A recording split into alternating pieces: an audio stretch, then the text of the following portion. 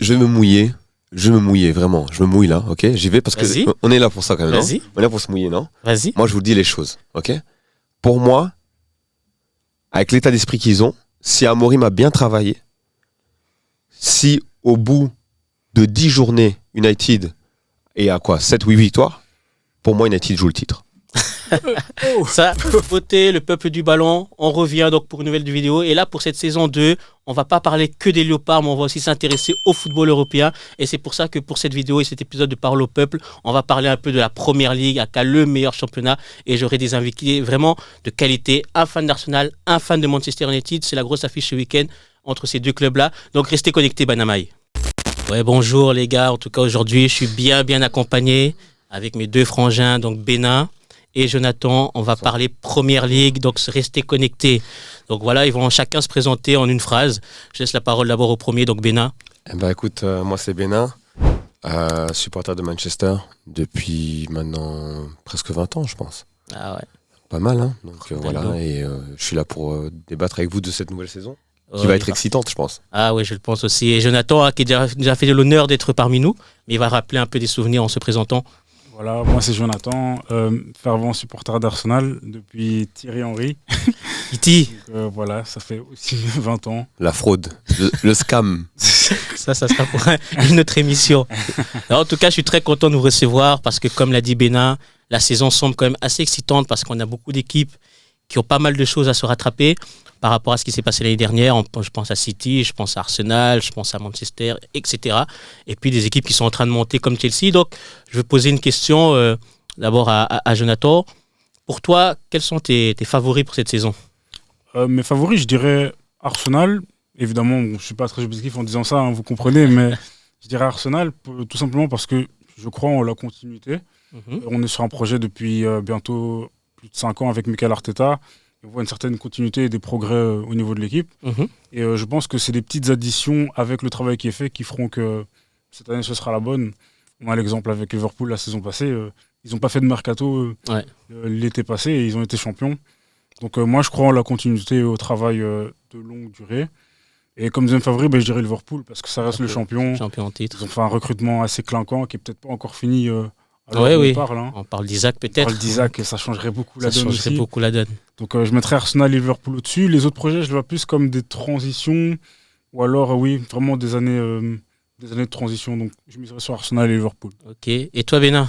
Juste un petit point, pour moi, Liverpool a été champion l'année dernière parce que le championnat était faible. Donc pour moi, c'est pour ça qu'ils sont champions, ils ne sont pas excellents. C'est juste une équipe qui se retrouve dans une première ligue très faible. C'était la moins faible des faibles. Oui, quand même, c'est ça, exactement. Tu vois. Mais pour moi, si j'ai des favoris, honnêtement, c'est très difficile de sortir un favori parce que justement, on est un peu dans une transition pour beaucoup d'équipes. Beaucoup d'équipes arrivent soit se racheter d'une saison un peu décevante. Je parle de City, je parle d'Arsenal finalement parce que c'est un projet qui dure surtout, quand même au fur et à mesure. Ils finissent deuxième tout le temps. Surtout là, avec la chute de City, on s'attendait à ce que ce soit eux qui prennent la locomotive. Exact. Et ça a été Liverpool. Exact. Et puis il y a ce Liverpool qui doit essayer de confirmer. Je pense qu'ils ont conscience qu'ils avaient besoin de se renforcer, même s'ils ont un titre. Voilà. Donc pour moi, ça se joue dans ces trois-là. Après, on n'est jamais à l'abri, c'est la Première Ligue qui est un outsider qui sort de nulle part. Bien sûr. Un Newcastle, un Manchester United, pour nous faire plaisir. Voilà. Si seulement. Si seulement. Non, voilà. moi, en tout cas, pour les favoris, je rejoins aussi Jonathan, je reste vraiment, on va dire, le choix safe entre Arsenal, parce que comme il a bien dit, c'est un projet qui est quand même long terme et il est temps que ça se conclue. Maintenant, j'ai peur que justement, ça fait quand même, comme Bénin l'a dit, beaucoup d'années où ça craque vers la fin et qu'ils passent à côté de leur saison. Pour moi, la meilleure, ça reste en 2023, là où ils étaient le plus consistants, en tout cas au niveau du jeu et des résultats. Et j'ai peur que cette saison, il y ait une sorte de pression qu'ils n'arrivent pas à assumer, parce que honnêtement, s'ils ne sont pas champions cette saison, on peut quand même se poser des questions sur le projet d'Arteta. Ça va faire quand même longtemps. Depuis lors, City a quand même chuté. Liverpool, c'est plus club, c'est slot. Donc pour moi, voilà, je les mets quand même les favoris, mais un petit attention quand même. Et aussi Liverpool, parce que c'est le champion en titre, mais je mets aussi quelques points d'interrogation, parce que pour moi, c'est vraiment la première saison de slot. Je trouve que l'année dernière, c'était l'équipe de Klopp. Ouais, il a fait le boulot avec cette équipe-là en première ligue. En Ligue des Champions, ils avaient fait le boulot en phase de poule et puis ils sont sortis face au PSG, au petit rebut au final, face aux champions d'Europe, donc c'est pas non plus scandaleux. Mais là, c'est vraiment son équipe. On a vu déjà lors du Community Shield que les joueurs Klopp, justement Salah et Van Dijk, semblent vers la fin, mais non, c'était qu'un match. Ils portent moins le club. Voilà. Donc il va falloir que d'autres, comme des Wirtz, comme des Ekitike, comme des Frimpong, fassent des grosses différences maintenant. Donc c'est pour ça que je mets un petit bémol, mais je pense que ce sont les deux équipes qui semblent le mieux préparées, en tout cas, pour aller au bout de cette compétition. Mais sinon, en plus des champions, est-ce que vous avez une des équipes dont vous pensez qu'elles vont décevoir cette saison ? En fait, moi, justement, pour moi, Liverpool peut décevoir. Clairement, parce qu'ils sont dans une transition et ils peuvent décevoir. Désolé, mais Ekitike, moi, je suis pas fan. J'y crois pas encore des masses. Frimpong, il a l'air plutôt de s'adapter assez rapidement. Après, voilà, faut voir comment est-ce que la Mayonnaise elle prend. On parlait d'Arsenal. Désolé, mais moi, Arsenal, je regarde les recrues qu'ils ont prises. Oui, il y a des doublons, donc ils ont élargi un peu l'effectif, mais il n'y a pas de grands noms porteurs que je vois avec du caractère qui peut. Parce que ce qui manque à Arsenal, c'est pas forcément même un effectif de qualité. C'est pas en termes de qualité footballistique. Je trouve que Arsenal, le problème, il est mental. Donc pour moi, il faut aussi des hommes de vestiaire, des hommes qui incarnent vraiment une philosophie psychologiquement en fait, qui sont prêts à marcher sur le championnat en fait. Ouais, c'est possible. Et pour l'instant, je vois pas ça dans le recrutement. Je vois juste des additions de talent, effectivement. Mais ça peut toujours craquer mentalement pour moi. Moi, je pense du côté d'Arsenal qu'il y a aussi un élément à prendre en compte la saison dernière, c'est qu'il y a eu beaucoup de blessures et des cadres qui ont manqué pas mal de parties importantes de la saison. Je pense à Saka, je pense à Gabriel, et donc Odegaard aussi, à Verts aussi. Voilà, donc si Saka est blessé cette saison, il y a qui le remplace ? Mais moi, justement, c'est que je pense pas que. Bon, après, ça peut arriver, mais je pense pas qu'ils auront 2 saisons comme ça de suite, là où des cadres à chaque fois se blessent. Donc, si on prend dans l'idéal avec ces cadres qui sont présents, plus les ajouts, pour moi ça reste franchement l'équipe qui peut remporter la première ligue. Et au niveau des flops, moi j'avais aussi Liverpool aussi, pour les mêmes raisons que tu as évoquées, dans le sens où c'est vraiment la première saison d'Arne Slot où il va vraiment falloir mettre les choses en place, qu'ils ont une pression d'être champion d'Angleterre et même en Ligue des Champions au final. En Ligue des Champions aussi, je pense que si Liverpool sort avant les demi-finales, ça sera aussi compté comme une saison échec. Donc avec tout ce qu'ils ont mis au mercato en plus. Oui, ils ont quand même énormément dépensé, donc je pense que leur objectif, c'est vraiment le doubler.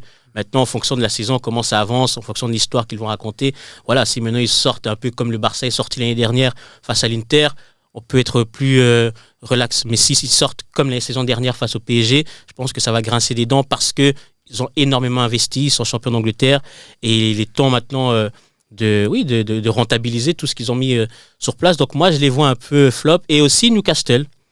Parce qu'ils ont fait un mercato vraiment piteux. Et on dirait mon bulletin, piteux, 0 partout.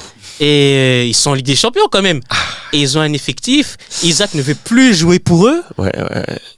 Ils n'ont pas réussi à avoir leur recrue phare. On a aussi vu tous il y a 3 ans, quand ils étaient déjà en Ligue des Champions, qu'ils n'arrivaient pas en première ligue. Ça, en dehors du top 6 en championnat. Donc voilà. Et donc là, qui m'a l'air même encore plus faible cette année. Plus faible qu'ils étaient en Ligue des Champions il y a 2 ans. Eux, ils peuvent sortir du top 6. Mais je ne sais pas si vous avez remarqué, il y a beaucoup d'équipes qui sont bien renforcées. Donc on parle du Big 6 un petit peu, plus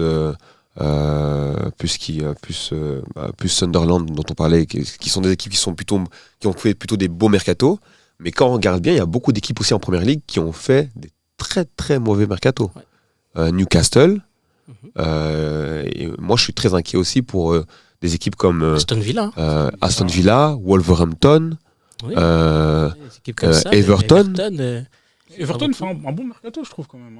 Par rapport à l'équipe qu'ils ont eu ces dernières années, ils ont pris Grealish. Ça reste un pari, mais au niveau d'Everton, c'est quand même. Avec l'équipe qu'ils ont déjà, ils ont pris pas mal de jeunes joueurs assez techniques. Ouais, mais Grealish, c'est-à-dire quoi ? Moi, je le vois comme un transfert de Ashley Young en fin de carrière, tu comprends ? Regarde, Everton, sur les il va apporter quelques petits matchs par-ci par-là, mais est-ce que. Everton joue le maintien sur les 5 dernières années. Prendre Grealish, moi, je vois pas ça comme quelque chose de mauvais, une équipe qui joue le maintien. Bien sûr, Grealish, nous, on avait l'image de Aston Villa, on pensait que ce serait. Ouais, il s'est vraiment. Mais si tu te mets au niveau d'Everton, moi, je trouve que c'est une bonne addition. Et toi, Joe, quelles sont les équipes dont tu penses qu'elles vont flop cette saison? Flop, ça reste un grand mot, mais je pense qu'on va voir le vrai niveau de Liverpool. Et je pense que l'année dernière, ils étaient en sur-régime et qu'ils avaient tout à leur avantage. Ouais. C'est une équipe qui a eu quasiment aucun blessé sur toute la saison. Et peut-être que le fait d'être sorti tôt en Ligue des Champions, ça les a peut-être aidés aussi. Oui, pour la. J'aime pas beaucoup parler de l'arbitrage, mais ça aussi souvent, été souvent dans leur sens. Même dans le match de ce week-end, oui, on a vu. il y avait un penalty pour Crystal Palace vers la fin du match. C'est toujours bizarre. On les appelle Liverpool. Mais bref. C'est toujours bizarre. Et donc, je pense que là, on va vraiment leur voir à leur vrai niveau. Et je pense que avec la concurrence des autres équipes, peut-être que t'es peut-être à 1 ou 2 blessures majeures de peut-être descendre du top 2, top 3, quoi. Parce que derrière, ça pousse. Je mettrais Liverpool. Et comme deuxième flop, ça va peut-être pas vous plaire, mais je pense que je vais mettre Manchester United. Parce qu'il y a trop d'interrogations dans l'équipe, en fait. Ça reste que la première vraie année de Amorim, parce que là, il a son mercato. Sa première vraie année. C'est un coach de caractère aussi. Je pense que c'est un groupe de caractère aussi. Il y a beaucoup de nouveautés, donc allez, peut-être que si United fait un top 5, 6, pour moi c'est déjà pas mal. Mais je pense que, vu ce qu'on a vu l'année dernière aussi, ça peut aussi descendre. Moi, ça, et là, je considérerais ça comme un flop. Franchement, moi-même, vous voulez parler d'United là de Manchester, vous voulez qu'on parle de ça je suis dans l'observation parce que je sais vraiment pas comment me positionner. J'ai vu de nombreuses fois notre équipe, là où on les attendait en se disant que oui, ils ont fini 3e, ils ont fini 2e. Et là, la saison qui va arriver, ils vont vraiment jouer le titre, justement avec... quand Ronaldo est arrivé, et ça flop. Tout comme j'ai vu de nombreuses fois là où on s'attend à rien de leur part, comme la première saison de Ten Hag, là où ils ont fini avec Sorannik, c'était catastrophique. Ten Hag arrive, les 2 premiers matchs, c'est lamentable avec cette fameuse défaite face à Brentford, le 4-0 à la mi-temps.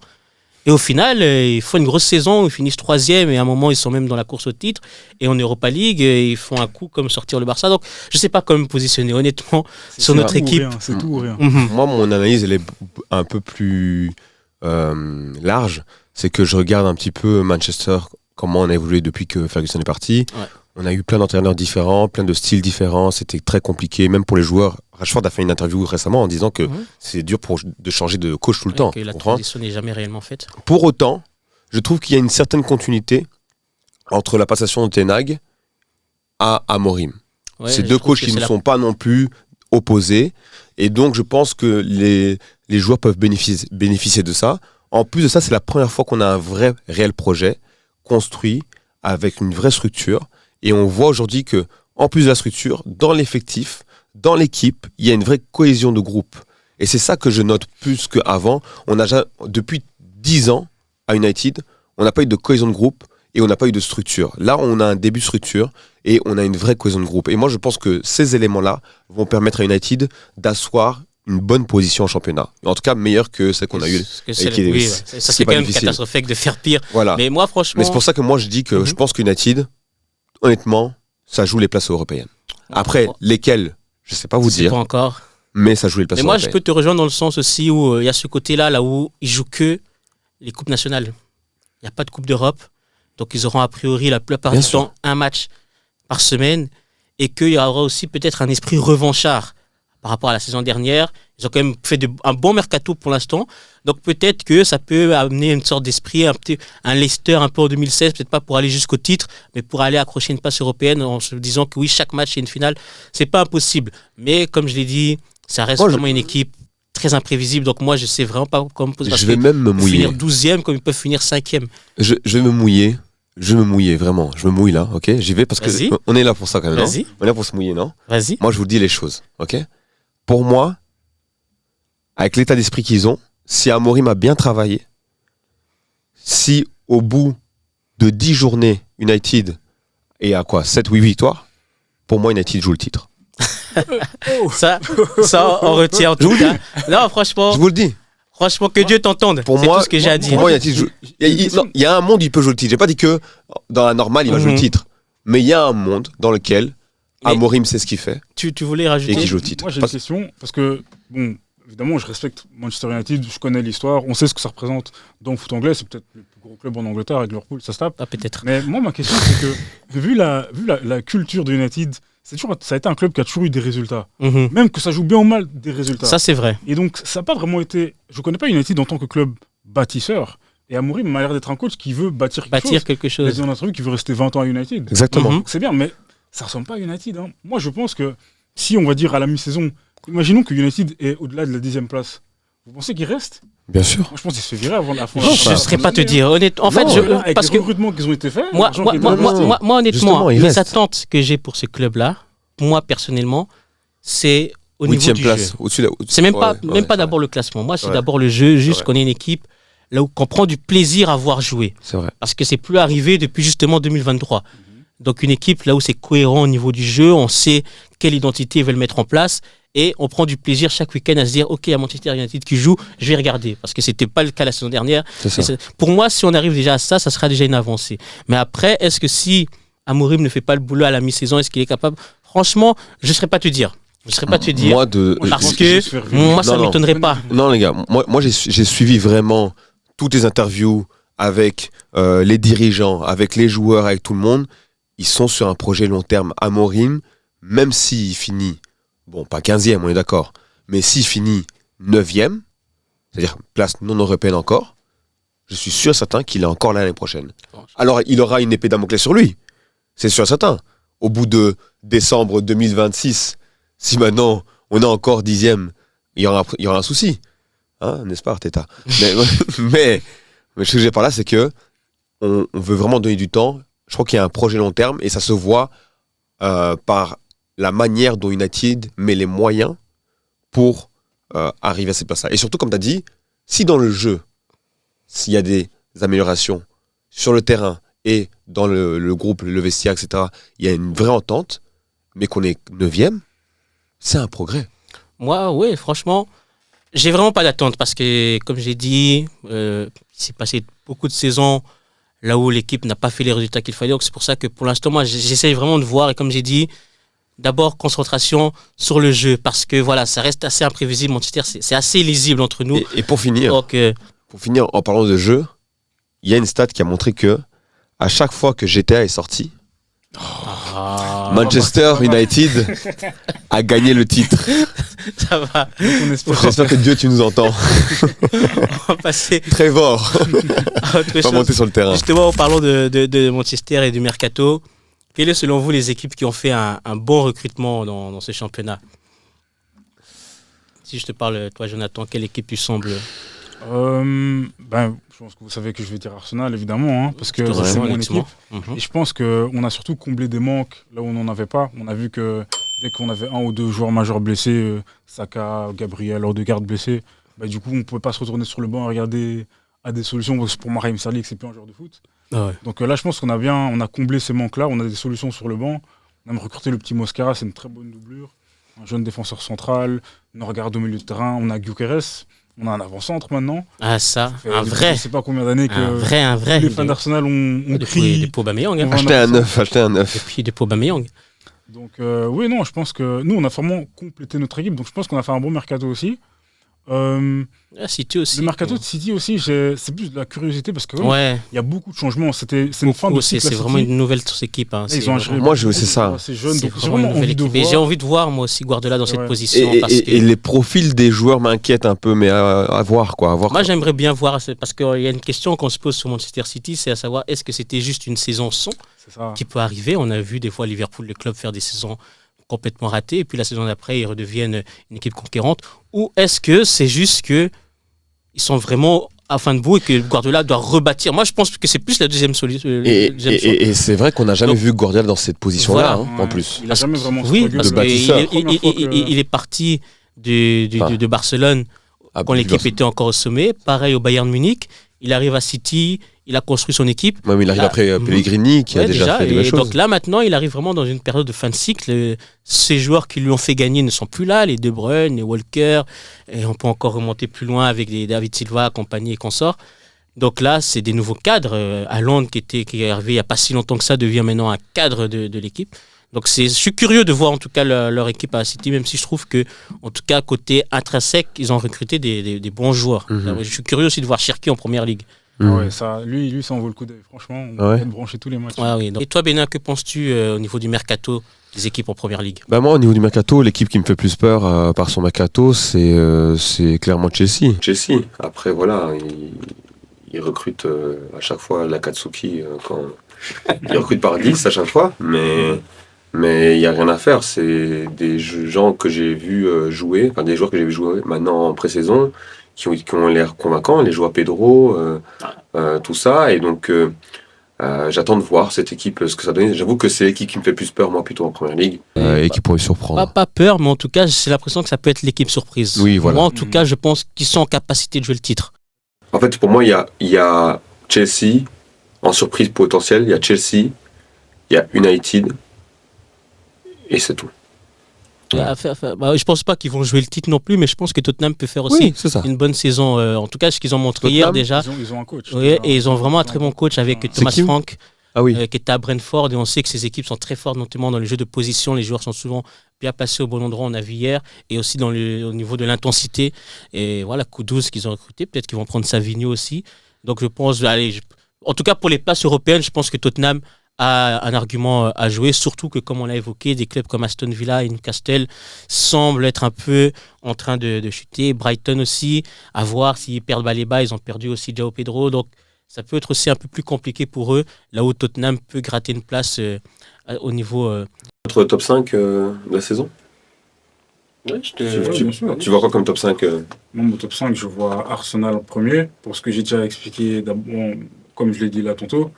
Ensuite, en deuxième, je pense que je mets Chelsea.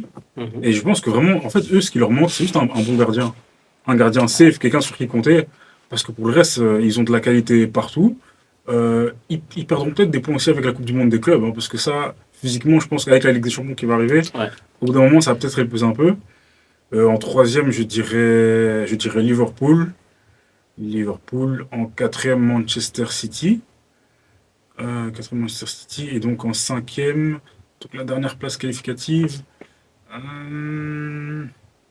Tottenham, ouais. Ok. Et je pense que United arrive juste sixième, juste la place en dessous. Ouais. Non, moi, en titre, comme je l'ai dit, normalement je mettrais Arsenal, mais c'est les Gunners, je sais qu'ils vont chuter à un moment donné. Donc moi je vais mettre l'équipe surprise. Chelsea, ça fait depuis 2017, ils n'ont pas gagné le titre. Je pense qu'ils sont capables de faire la surprise et d'arriver en prenant le titre.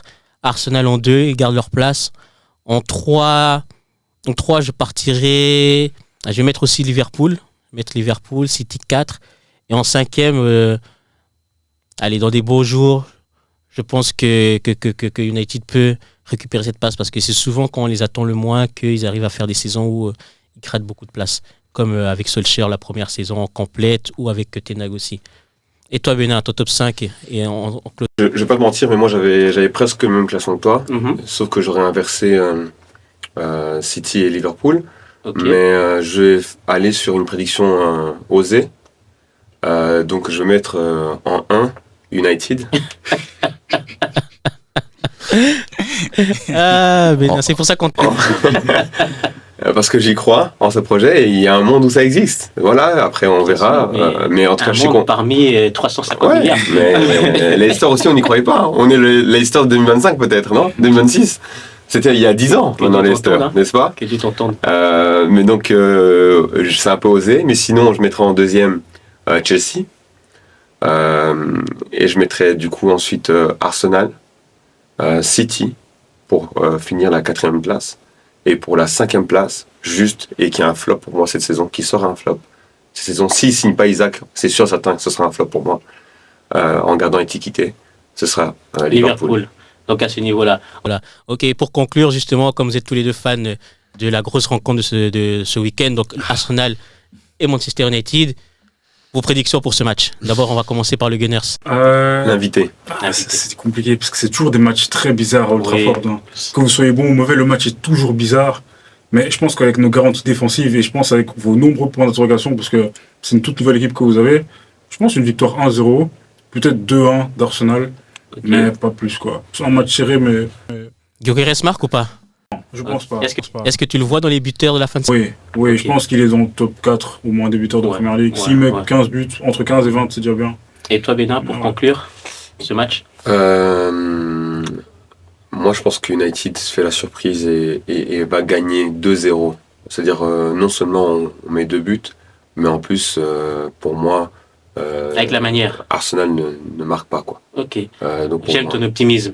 Voilà. Mais on est quand même la meilleure défense du championnat. Hein. Oui, mais on a Sur les 2-3 dernières années. Et votre attaque est toute nouvelle. Oui, c'est ça. Et je pense que vous allez vous en mettre. Mais je pense que c'est là justement, c'est que comme notre attaque est nouvelle, je pense vraiment qu'il y a beaucoup de gens qui vont être surpris par notre système et par nos nouveaux profils. On était habitué à avoir des Garnacho qui foncent la tête basse sans regarder le jeu. Là maintenant, on a un attaquant Sesco, on a des joueurs qui ont une vision, Cunha, Mbemo, plus l'autre là qui envoie des roquettes là à 50 mètres, notre cher Bruno Fernandes, qui j'espère quittera le club l'année prochaine. Écoutez-le. Donc voilà quoi.